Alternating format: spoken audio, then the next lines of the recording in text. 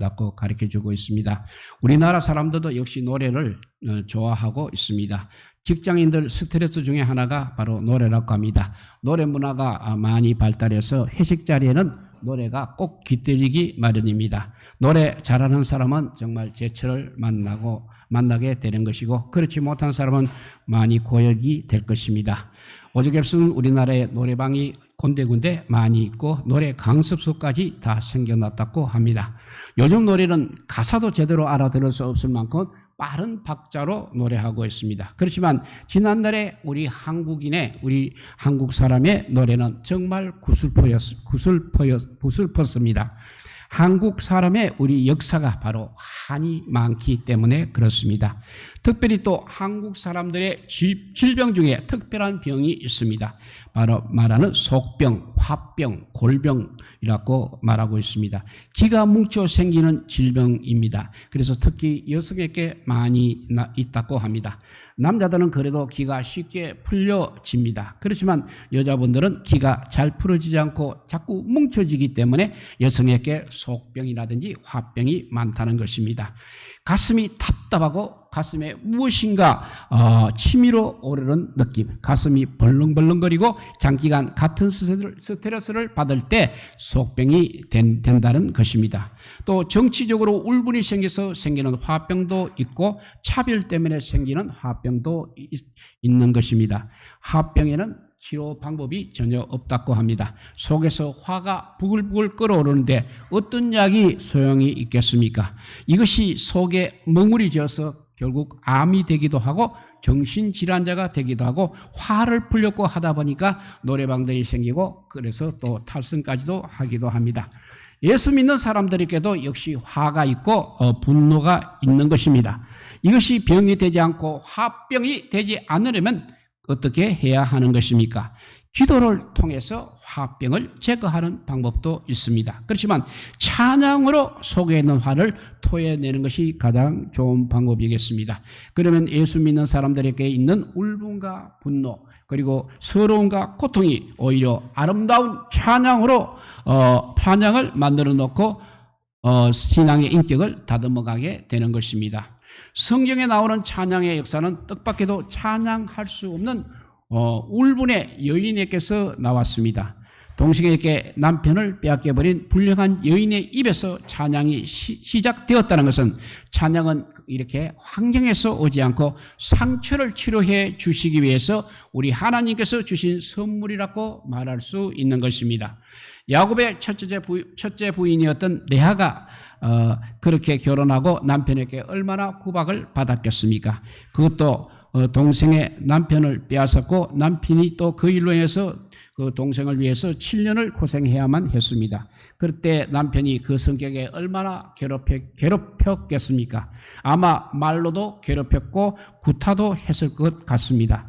부부라는 게 묘해서 미워하고 이렇게 원망하면서도 아기가 생겼습니다. 첫째 아들 루벤이라 했습니다. 나의 괴로움을 검거하셨다는 뜻입니다. 하나님께서 나를 그래도 알아주셨다는 말입니다. 둘째는 시몬입니다. 시몬은 들으셨도다. 그동안 얼마나 기도를 했겠습니까? 내 소원을 좀 들어주십시오. 사랑을 받게 해주십시오 하고 하는 그 기도 소리를 우리 하나님께서 들으셨다는 것입니다. 셋째 아들은 네입니다. 네 뜻은 남편이 지금부터 나와 연합하리라 했습니다. 이 말은 내 마음을 이제 알아주리라는 것입니다. 그리고 넷째를 낳고 유다라고 했습니다. 유다는 바로 여호와를 찬송하리로다라는 뜻입니다. 결국 한 여인의 불행이 찬송을 이렇게 만들어낸 것입니다. 그래서 찬양은 아무나 하는 것이 아닙니다. 물론 찬양은 아무나 할 수 있는 것입니다. 립싱크, 결국 별 생각 없이 노래할 수도 있다는 것입니다. 그러므로 하나님께 상달될 수 있는 찬양은 그렇게 해서는 안 된다는 것입니다. 하나님께서 들으시고 받으실 만한 찬송이 되려면 무엇인가 그래도 속에 원통한 것이 있어야 하는 것입니다. 오늘 본문에 보니까 날마다 우리 짐을 주시는 주라고 했습니다. 짐은 무거운 것입니다. 또 짐은 괴로운 것이고 짐은 견딜 수 없는 것입니다. 황소가 짐을 지고 가는 것을 한번 보십시오. 얼마나 힘이 들겠습니까? 우리 인생도 저마다의 짐이 있는 것입니다. 그래서 찬송가 369절에 보면 제 짐 맡은 우리 구주 어찌 좋은 친구지 걱정 거심 무거운 짐 아니 진짜 누군가 했습니다. 그래서 특별히 우리 한국 교인들이 많이 예청하는 곡입니다. 이 노래는 결혼을 하루 앞두고 사랑하는 약혼자를 잃어버린 한 남자의 한이 담겨져 있는 노래 찬양입니다. 이런 노래가 이제 흑인들의 가슴으로 들어가게 되면 또 다르게 감정이 나오게 됩니다. 피부 색깔로 노예라는 것으로 수천 년 동안 그들은 한이 맺혀 있었습니다. 이 한이 영가라고 합니다. 즉 가슴으로 부르는 감동의 찬송을 만들어 내었습니다. 걱정, 근심, 무거운 짐 아니 진짜 누군가 했습니다. 이 영가를 들으면 누구나 마음이 찡해지는 것입니다. 누구나 그런 사연이 있기 때문에 그렇습니다. 사연이 있는 사람들이 이렇게 부르니까 마음에 저절로 와 닿는 것입니다. 레아의 마음속에 그런 괴로움이 있었다는 것입니다. 한이 있다는 것입니다. 마음의 괴로움을 토했더니 그것이 하나님의 마음을 움직이는 찬양이 되었고 비로소 복받은 여인이 되었습니다. 레아는 속에 있는 괴로움을 안고 우라병을 만들지도 않고 정오심을 키우지도 않았습니다. 무조건 하나님께 찬양을 하였습니다. 찬양하면서도 동생들의 자식과 여종들의 자식들 6명을 하나같이 자기 자식처럼 품어주고 돌봐 주었습니다. 그래서 유대민족 12부족이 된 것입니다. 찬양하는 사람들이 이렇게 운명을 짓고 훌륭한 민족의 조상이 되었다는 것입니다. 레아의 찬양은 언제 생겼습니까? 아마 고통 중에 만들어진 것입니다. 욥기 35장 10절 이하에 보면 나를 지으신 하나님 곧 사람으로 밤중에 노래하게 하시며 했습니다. 밤중이라고 했습니다. 밤중은 슬픔, 고통, 절망, 좌절을 통해서 우리에게 진정한 영광을 부르게 하신다는 것입니다. 흑인 여가수가 노래할 때마다 모두들 기립박수를 했다고 합니다. 누구에게서 사사를 받았나 했더니 나의 스승은 고통입니다. 고통의 스승께서 나를 이렇게 아름다운 노래를 배우게 하셨습니다 라고 했다고 합니다. 또 시편 30편 4절과 5절에 보면 다윗은 이렇게 찬양하고 있습니다. 주의 성도들아 여호와를 찬송하며 그의 거룩한 이름에 감사할지어다 했습니다. 그리고 계속해서 그 노염은 잠깐이요 그 은총은 형생이로다. 저녁에는 울음이 깃들일지라도 아침에는 기쁨이 오리로다 하였습니다. 그러니까 밤중에 노래하면 아침이 있다는 것입니다. 기쁨의 아침, 정말 기쁨의 그날이 있다는 것입니다. 그 소망이 어두움 속에서도 노래하게 만든 것입니다. 우리가 부르는 찬송들은 미국과 유럽에서 온 것들입니다. 이 찬송들이 언제 작곡되었겠습니까? 바로 1618년부터 유럽에는 30년 전쟁이 있었을 때 이렇게 찬송이 만들어졌습니다.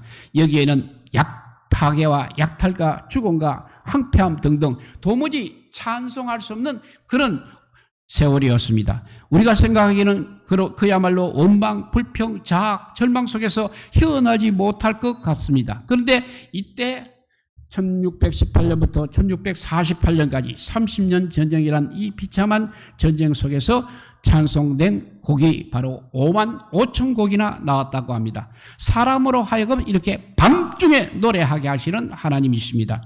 밤중에 노래가 애서롭지가 않는 것입니다. 듣는 사람이 눈물을 흘리게 되는 것이고 끊어질 듯 이어가다가 끊어지는 이 노래들은 어떤 노래보다 힘이 있고 가슴을 끌어당기는 것입니다. 이런 한의 노래가 우리 어머니들을 견디게 했고 이 땅의 역사도 역시 지켜낸 것입니다. 이 땅의 남성들의 창과 칼로만 지켜낸 것이 아니라는 것입니다. 밤중에 노래하던 어머니들의 그 노래가 우리 역사를 지켜낸 것입니다. 그 노래가 우리들에게 견디는 힘, 넘어졌다가도 다시 일어날 수 있는 힘이 되었다는 것입니다. 오늘 우리가 당하고 있는 짐들은 한숨이 되고 눈물이 됩니다. 그렇지만 그것으로 끝나면 안 된다는 것입니다. 바로 우리 인생들의 짐들을 통해서 반드시 노래가 나와야 하는 것입니다. 내가 너무 눌려서 너무 힘들어서 가사가 너무 아파서 그 신음소리가 원망과 탄식이 아니라 노래를 만들어 내어야 한다는 것입니다. 하나님을 찬양하는 생애를 만들어 내어야 한다는 것입니다. 우리 인생은 누구에게나 저마다 짐이 있게 마련입니다.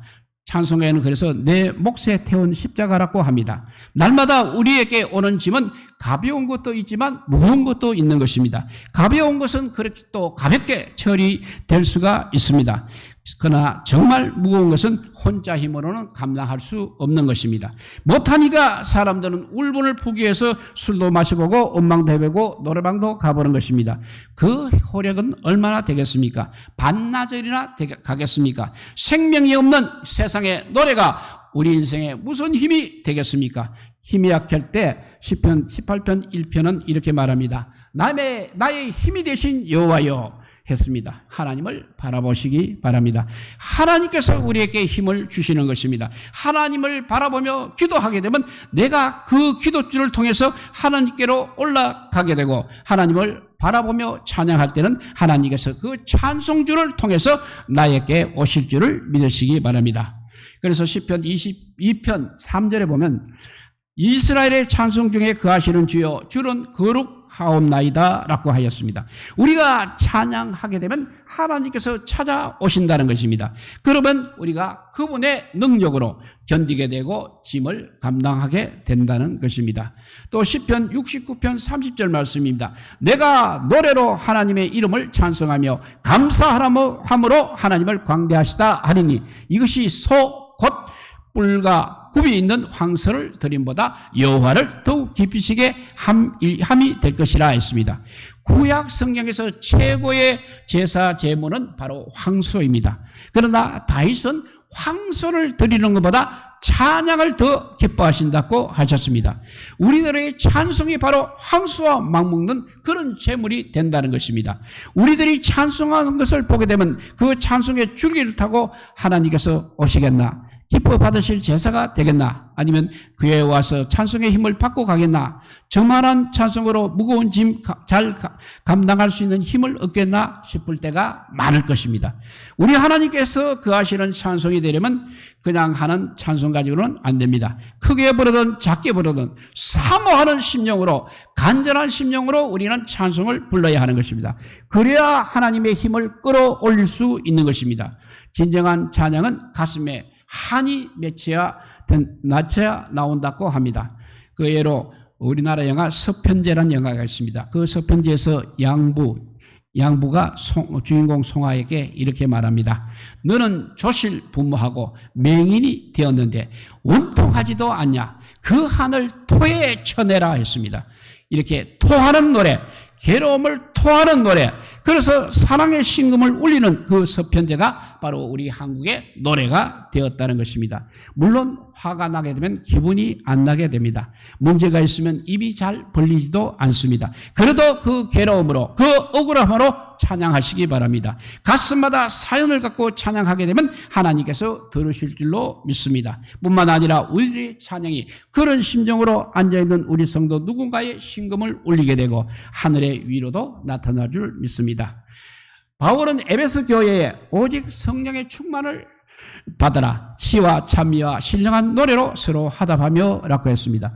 여기서 성령 충만을 받아라는 것은 바로 찬양과 성령 충만을 대등하게 본 것입니다. 성령 충만하지 않으면 찬송가 4절 부르는 것도 힘듭니다. 그래서 짧은 찬송을 찾고 있습니다. 성령이 충만하면 찬송이 저절로 나오게 되는 것입니다.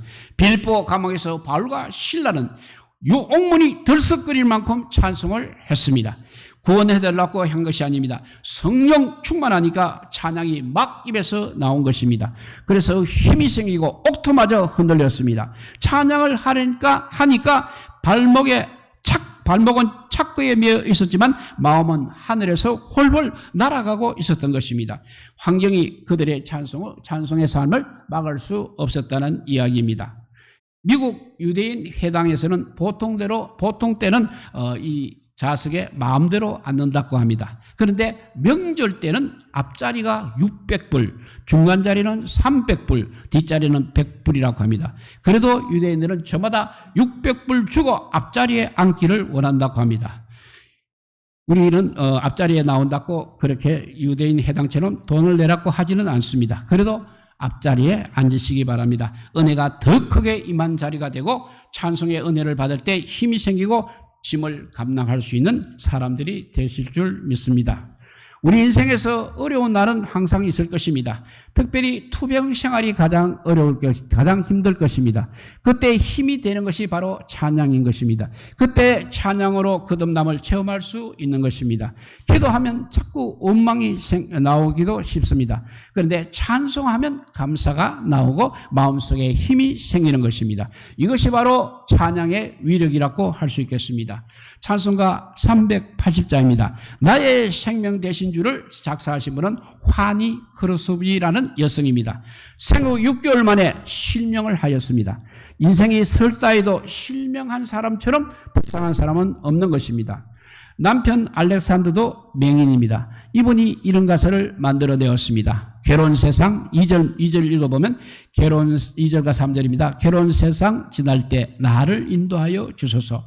주를 믿고 나가면 나의 길을 잃지 않겠네. 날마다 주를 찬송하겠네. 주의 사랑의 줄로서 나를 굳게 잡아매소서. 또 3절에는 세상 살아갈 때 주를 더욱 사랑합니다.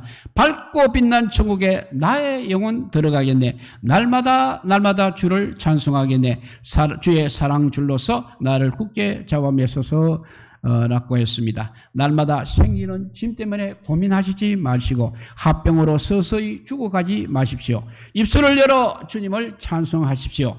찬송을 하게 되면 짐을 감당하는 힘을 주실 것입니다. 찬송할 때 하나님께서 우리들의 짐을 가져가실 줄 믿습니다. 찬송할 때 하나님께서 우리들의 짐을 그래도 가볍게 만들어 주실 줄을 믿으시기 바랍니다.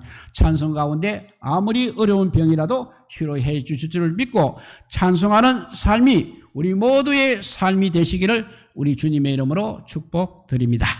기도하겠습니다. 사랑의 하나님 감사합니다. 기도가 아버지여 힘이 없을 때 찬송으로 대신하여서 아버지여 우리의 모든 속에 있는 더럽고 가증한 것들이 토설되는 역사가 일어나게 하여 주시옵소서. 또 기도로 하나님께 아뢰어서 우리의 기도가 연락될 수 있도록 힘차게 찬송을 곁들일 수 있는 우리 모두가 되게 하여 주시기를 간절히 빌고 원하오며 우리 구주 예수 그리스도 이름으로 기도드리옵나이다. 아멘. 네, 우리 찬송